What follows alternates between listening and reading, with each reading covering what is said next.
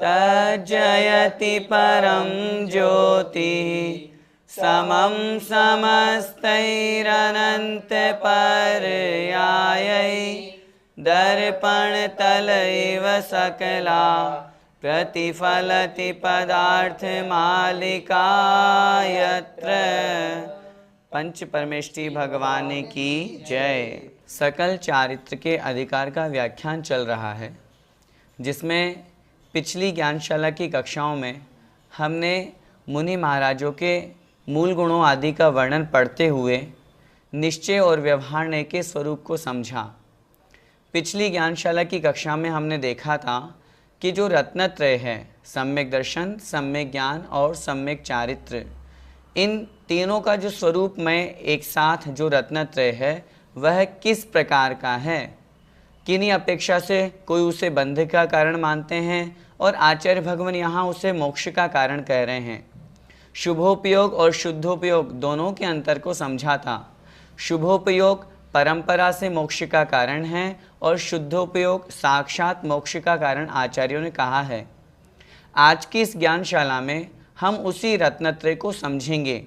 आचार्य भगवान अमृतचंद स्वामी महाराज पुरुषार्थ सिद्धि उपाय के इस ग्रंथ में उस रत्नत्रय स्वरूप जो धर्म है वह धर्म लोक व्यवहार में इस प्रकार कह दिया जाता है कि हाँ उससे बंध होता है। जिस प्रकार शुभोपयोग से पुण्य बंध होता है, लेकिन नियम से निश्चित रूप से वह परंपरा से मोक्ष का कारण कहा गया है, उसी प्रकार रत्नत्रय भी मोक्ष का ही कारण समझना चाहिए। यह इस श्लोक में सिद्ध होगा। आइए समझते हैं। एकस्मिन् समवाया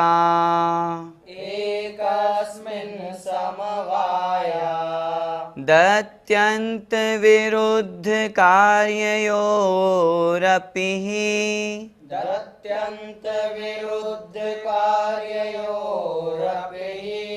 इह दहति घृतमिति यथा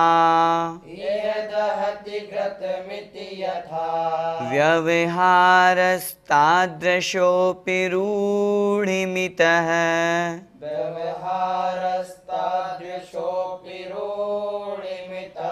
बोलिए।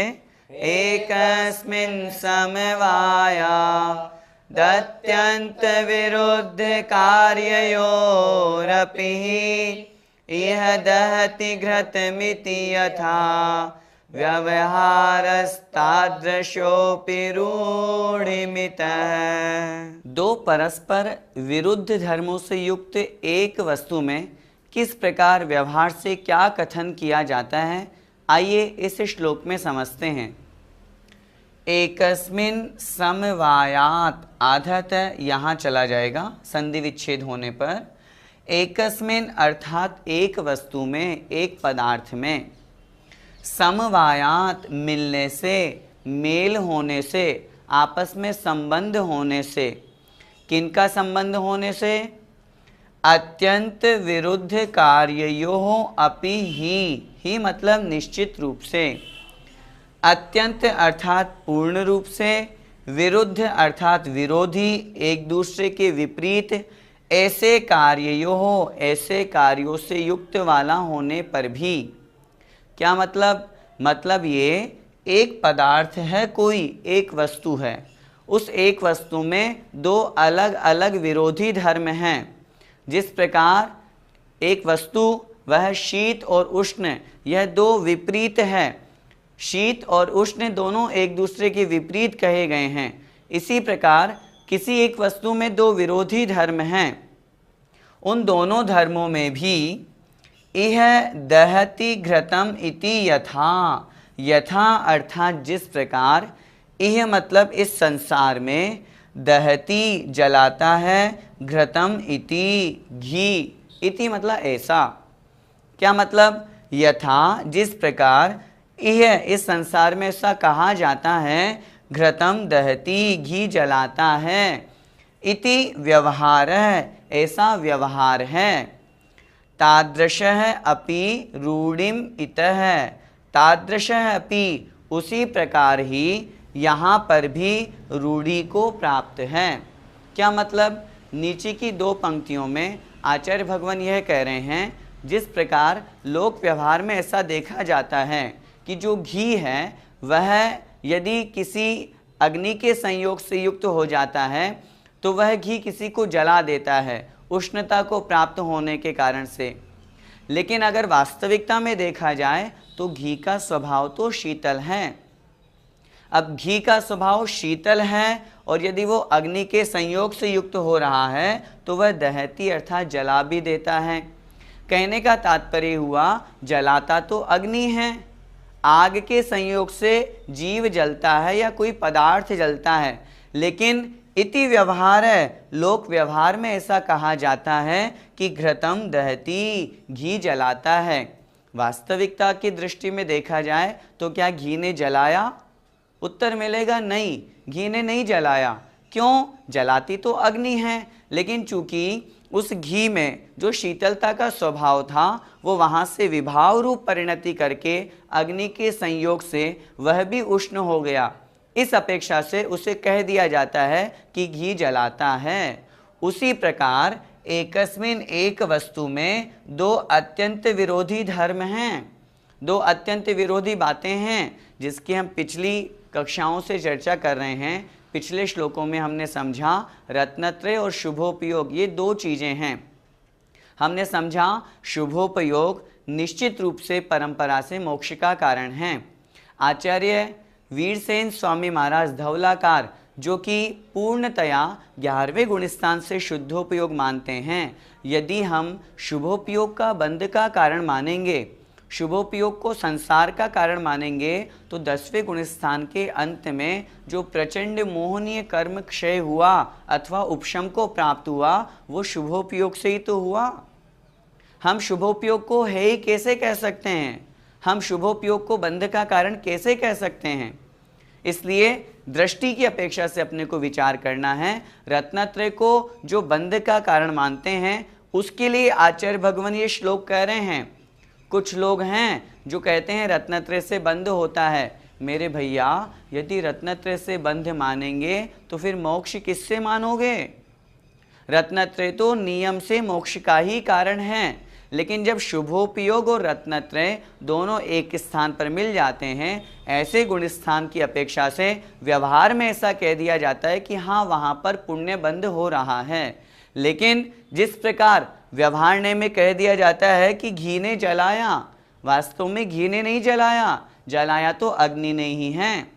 व्यवहार से ऐसा कह दिया जाता है।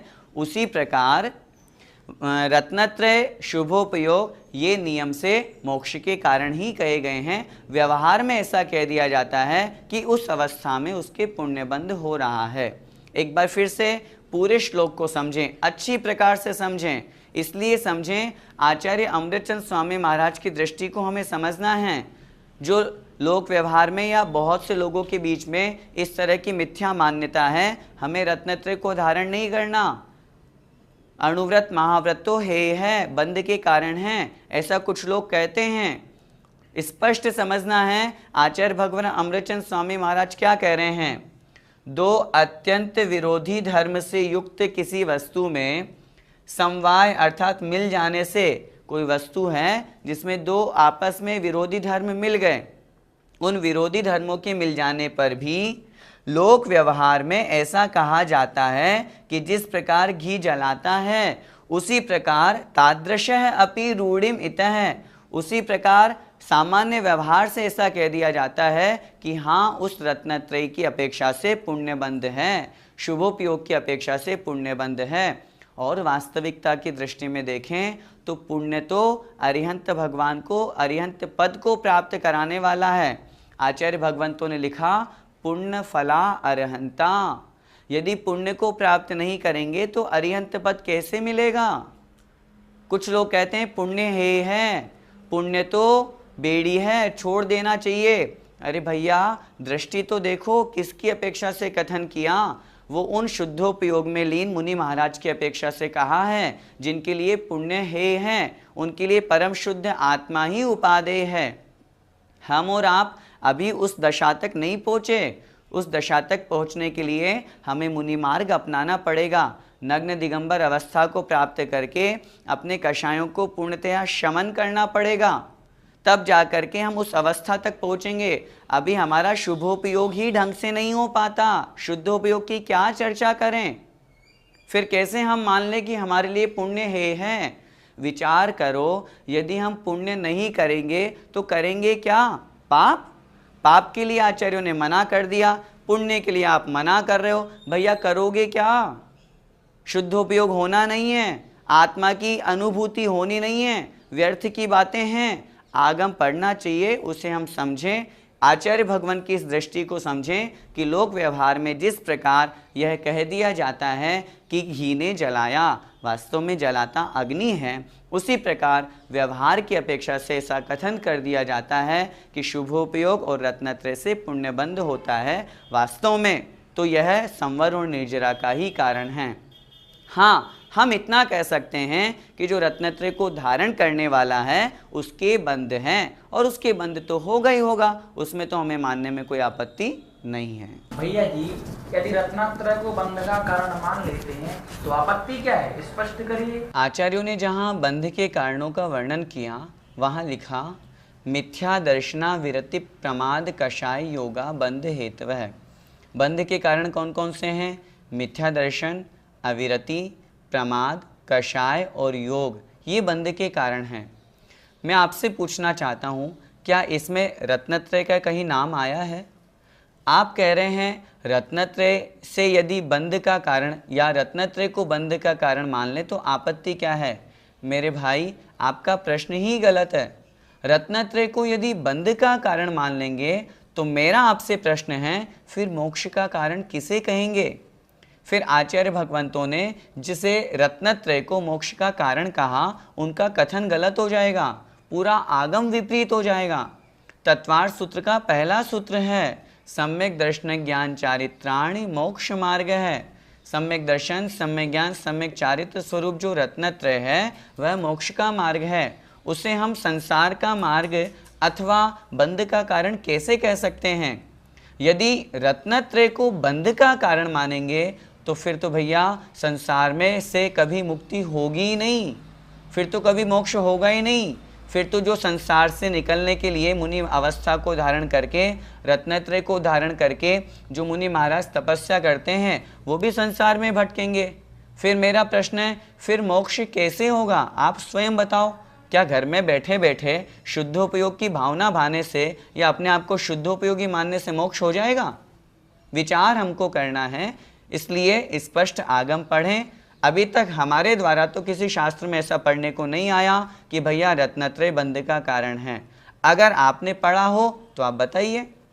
स्पष्ट सी बात है, रत्नत्रय तो नियम से मोक्ष मार्ग है, मोक्ष का कारण है, और हमें तो सतत प्रयास करना चाहिए, जितना हो सके उतना, जितना शीघ्र हो सके उस रत्नत्रय को हम और आप प्राप्त करें, ताकि उस मोक्ष मार्ग पर लग के एक दिन मोक्ष अवस्था को प्राप्त करें। जो लोग रत्नत्रय को बंध का कारण मानते हैं, उन्हीं के प्रश्न का उत्तर आचार्य भगवान अगले श्लोक में कह रहे हैं। आइए देखते हैं। सम्यक्त्व बोध चारित्र, सम्यक्त्व बोध चारित्र, लक्षणो मोक्ष मार्ग इत्येषः, लक्षणो मोक्ष मार्ग इत्येषः, मुख्योपचार रूपः, मुख्योपचार रूपः, प्रापयति परं पदं पुरुषं, प्रापयति परं पदं पुरुषं। बोलिए, सम्यक्त्व बोध चारित्र, लक्षणो मोक्ष मार्ग इत्येषः, मुख्योपचार रूपः, प्रापयति परम पदम पुरुषम। आइए किसे कहते हैं मोक्ष मार्ग समझते हैं। सम्यक्त्व बोध चारित्र लक्षण है। सम्यक्त्व अर्थात सम्यक दर्शन, बोध अर्थात सम्यक ज्ञान, चारित्र अर्थात सम्यक चारित्र लक्षण है जिसका। सम्यक दर्शन, सम्यक ज्ञान और सम्यक चारित्र ही लक्षण है जिसका, अर्थात तीनों का एकमेक स्वरूप मोक्ष मार्ग है। इति एषः, एषः मतलब यह है, मोक्ष मार्ग है, मोक्ष मार्ग है। इति इस प्रकार का समझना चाहिए, अर्थात सम्यक दर्शन, सम्यक ज्ञान और सम्यक चारित्र ही जिसका लक्षण है उसे मोक्ष मार्ग कहा गया है। मुख्य उपचार रूप है। वह जो मोक्ष मार्ग है वह मुख्य और उपचार स्वरूप वाला है, अर्थात उस मोक्ष मार्ग के दो भेद हैं, मुख्य और उपचार, जिसे हम निश्चय मोक्ष मार्ग अथवा व्यवहार मोक्ष मार्ग भी कह सकते हैं। इस प्रकार मोक्ष मार्ग के दो भेद, निश्चय मोक्ष मार्ग और व्यवहार मोक्ष मार्ग। उस निश्चय और व्यवहार स्वरूप मोक्ष मार्ग को प्रापयति, प्राप्त कराता है, परम पदम अर्थात उत्कृष्ट पद को, सर्वोत्कृष्ट पद को, जो सबसे ऊंचा पद है अर्थात सिद्ध पद को, पुरुषम अर्थात आत्मा को, उस पुरुष को, उस आत्मा को प्राप्त कराता है। क्या प्राप्त कराता है? उत्कृष्ट पद प्राप्त कराता है। कौन प्राप्त कराता है? मोक्ष मार्ग प्राप्त कराता है। कैसा है वह मोक्ष मार्ग? वह निश्चय और रत्नत्रय स्वरूप के भेद से दो प्रकार का है और सम्यक दर्शन, सम्यक ज्ञान और सम्यक चारित्र स्वरूप वाला मोक्ष मार्ग है। ऐसा वह मोक्ष मार्ग उस निश्चित सिद्ध जीव आत्मा को, उस मोक्ष अवस्था को, उत्कृष्ट पद को प्राप्त कराता है। क्या कहा इस श्लोक में? आचार्य भगवान अमृतचंद स्वामी महाराज कह रहे हैं कि जो भी उस मोक्ष मार्ग को प्राप्त करता है, कैसा है वो मोक्ष मार्ग? जो सम्यक दर्शन, सम्यक ज्ञान और सम्यक चारित्र तीनों की एकता रूप लक्षण वाला है। उस मोक्ष मार्ग को जो जीव प्राप्त करता है, उस मोक्ष मार्ग को वो दो प्रकार की अपेक्षा कथन किया गया है, व्यवहार मोक्ष मार्ग और निश्चय मोक्ष मार्ग।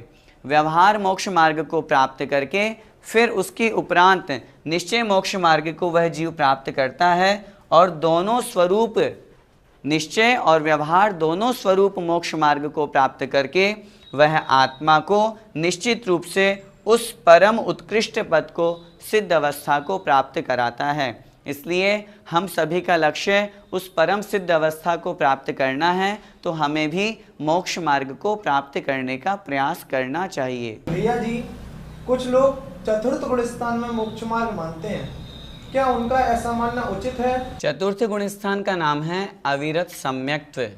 सम्यक दर्शन तो है लेकिन अविरत व्रतों से रहित है, और जहाँ व्रत नहीं वहाँ चारित्र कैसे संभव है? सम्यक दर्शन के साथ में सम्यक ज्ञान तो हो गया लेकिन सम्यक चारित्र नहीं हुआ। सम्यक चारित्र को तो प्राप्त करने का प्रयास करना है। इसलिए चतुर्थ गुण स्थान में जब सम्यक चारित्र नहीं तो फिर उसके अभाव में मोक्ष मार्ग कैसे माना जाए? अभी जो हमने श्लोक पढ़ा, आचार्य भगवान ने स्वयं लिखा, सम्यक दर्शन, सम्यक ज्ञान और सम्यक चारित्र लक्षण वाला ही मोक्ष मार्ग है। आचार्य उमा स्वामी महाराज ने पहला सूत्र लिखा, सम्यक दर्शन ज्ञान चारित्राणि मोक्ष मार्ग है। सम्यक दर्शन, सम्यक ज्ञान और सम्यक चारित्र तीनों की एकता मोक्ष मार्ग है। जहाँ पर तीनों मिलेंगे वहीं से मोक्ष मार्ग प्रारंभ होगा। और अधिक क्या कहें, पंचम गुणस्थानवर्ती श्रावक के लिए भी आचार्यों ने मोक्ष मार्गी नहीं कहा, उसे भी किंचित एक अपेक्षा से कथन मात्र कर दिया, उपचार की अपेक्षा से, क्योंकि वो आगे बढ़ेंगे। लेकिन चतुर्थ गुणस्थान में तो चारित्र नहीं होने के कारण वह जीव मोक्ष मार्गी नहीं। कुछ लोग चतुर्थ गुणस्थान में स्वरूपाचरण चारित्र की मान्यता बना करके और चतुर्थ गुणस्थान में मोक्ष मार्गी सिद्ध करते हैं। मेरा निवेदन है, स्वरूपाचरण चारित्र नाम का चारित्र आचार्यों ने किसी भी शास्त्र में नहीं लिखा। एक भी शास्त्र का प्रमाण नहीं है जिसमें आचार्यों ने स्वरूपाचरण चारित्र की चर्चा की हो। चारित्र के 5 भेद आचार्यों ने कहे हैं। सामायिक छेदोपस्थापना, परिहार, विशुद्धि, सूक्ष्म सांपराय, यथाख्यात मिति चारित्रम। बताइए इन 5 भेदों में से स्वरूपाचरण का कहाँ नाम आया? यदि शब्द की अपेक्षा से भी हम अर्थ लगाएं, स्वरूपे आचरणम इति स्वरूपाचरणम, अपने स्वरूप में, अपने आत्म रूप में लीन हो जाना, आत्मा की अनुभूति होना, तो वह तो शुद्धोपयोग है और वो तो 7वें गुणस्थान से उन मुनि महाराजों को प्राप्त होता है। फिर चतुर्थ गुणस्थान में हम स्वरूपाचरण कैसे मान लें? जब चारित्र ही नहीं तो फिर मोक्ष मार्गी कैसे? इसलिए चतुर्थ गुणस्थान से मोक्ष मार्ग प्रारंभ नहीं होता। मोक्ष मार्ग तो 6वें गुणस्थान से ही प्रारंभ होता है, उससे पूर्व नहीं। भैया जी, आचार्य कुंद भगवान ने अपने ग्रंथों में सम्यक्त्वाचरण चारित्र माना है चतुर्थ गुणस्थान में, तब चारित्र तो हो गया, फिर मोक्ष मार्ग क्यों नहीं हुआ प्रारंभ? आचार्य कुंद महाराज ने जो सम्यक्त्वाचरण चारित्र माना है, वहाँ हमें यह समझना चाहिए सम्यक्त्विका के साथ में जो आचरण हो रहा है, सम्यक दर्शन प्राप्त करने के पश्चात उस जीव के आचरण में जो बदलाव आया, उसका नाम है सम्यक्त्वाचरण चारित्र। वहाँ लिखा है निःशंकित, निःकांक्षित आदि 8 अंगों का पालन करना, जो कि 8 मदों से रहित होकर के करना। इस तरह का जो आचरण है उसका नाम है सम्यक्त्वाचरण चारित्र। वहाँ संयमाचरण रूप चारित्र नहीं है। यदि चतुर्थ गुणस्थान में आचार्य कुंद महाराज को चारित्र कहना होता तो फिर चारित्र के जहाँ 2 भेद उन्होंने किए, सम्यक्त्वाचरण और संयमाचरण, वहाँ पर उन्होंने चतुर्थ गुणस्थान में सम्यक्त्वाचरण ही कहा और फिर आगे के गुणस्थानों में सकल और विकल की अपेक्षा से संयमाचरण कहा। हम चतुर्थ गुणस्थान में जो सम्यक चारित्र की चर्चा कर रहे हैं वो संयम रूप चारित्र की चर्चा कर रहे हैं, व्रत रूप चारित्र की चर्चा कर रहे हैं। वो चतुर्थ गुणस्थान में तो आचार्य कुंद महाराज ने भी नहीं कहा। इसलिए सम्यक्त्वाचरण चारित्र ये संयम रूप चारित्र नहीं है, सिर्फ आचरण है, क्रिया है कि हाँ सम्यक दृष्टि के जीवन में जो बदलाव आया, सम्यक दृष्टि जीव जो अपने जीवन में नियम संयम व्रत का जो सामान्यतया पालन कर रहा है, 8 मूल गुणों का पालन कर रहा है, जो 8 मदों से रहित होकर के, 8 प्रकार के शंका आदि दोषों से रहित होकर के, 6 अनायतन, 3 मूर्ता, इन 25 दोषों से रहित होकर के जिनेंद्र भगवान के प्रति सच्ची देव भक्ति, पूजा, स्तुति आदि कर रहा है, वो जो योग्य आचरण है उसका नाम है सम्यक्त्वाचरण चारित्र। और उसके निमित्त से वह चतुर्थ गुणस्थान में मोक्ष मार्गी नहीं कहलाएगा, क्योंकि मोक्ष मार्ग तो सम्यक चारित्र अर्थात संयम से युक्त जो आचरण है वो जहाँ पर होगा वहीं से प्रारंभ होगा और वो 6वें गुणस्थान से पूर्व संभव नहीं। आप आचार्य कुंद महाराज की बात कर रहे हैं, वो ही स्वयं कह रहे हैं णग्गो विमोक्ष मग्गो, नग्नता ही मोक्ष मार्ग है। क्या चतुर्थ गुणस्थान वर्ती नग्न है? 6ठे गुणस्थान में जहाँ मुनि अवस्था प्राप्त होती है वहाँ पर नग्न दिगंबर अवस्था को प्राप्त करके, पूर्ण रूप से संयम को प्राप्त करके, महाव्रतों का पालन करके वह जीव उस नग्नता को, दिगंबरत्व को प्राप्त होता है और वहीं से मोक्ष मार्ग प्रारंभ है, उससे पूर्व 3 काल में संभव नहीं। जय जिनेंद्र।